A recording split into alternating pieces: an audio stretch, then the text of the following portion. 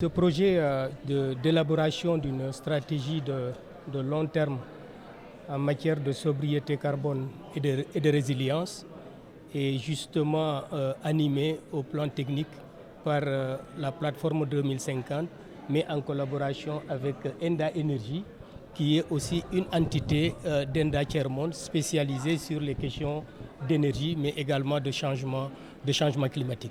Et donc, quand on parle d'élaboration d'une vision partagée, c'est d'abord une démarche.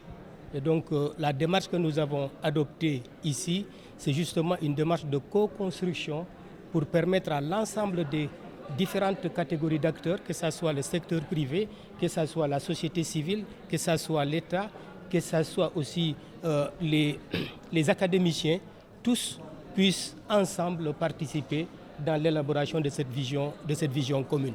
Et la chance qu'on a dans le cadre de l'élaboration de cette vision, c'est qu'il y a eu un travail préalable aussi qui était en train d'être mené au Sénégal sur l'élaboration d'une stratégie de long terme pour bâtir justement sur un certain nombre de piliers qui vont permettre justement de faciliter l'élaboration de cette vision de long terme.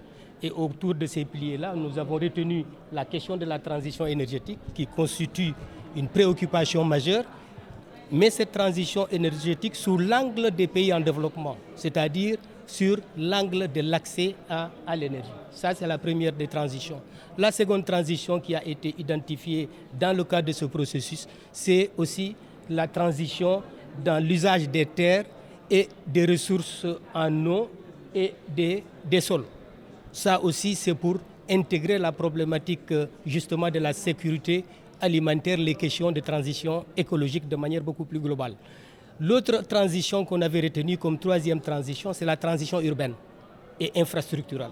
Parce qu'on sait que dans le contexte des changements climatiques, on s'est rendu compte qu'il y a des réfugiés, il y a beaucoup de déplacements dus aux effets des changements climatiques. Et donc la tendance aujourd'hui, c'est une urbanisation de plus en plus rapide, avec tout ce que cela demande en termes d'exigences pour les questions de mobilité, de transport, etc., etc. Et la dernière transition justement qui nous a valu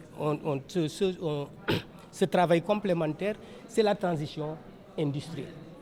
Comment renforcer le tissu industriel sénégalais, mais en mettant ce tissu industriel dans une perspective de sobriété carbone et de résilience.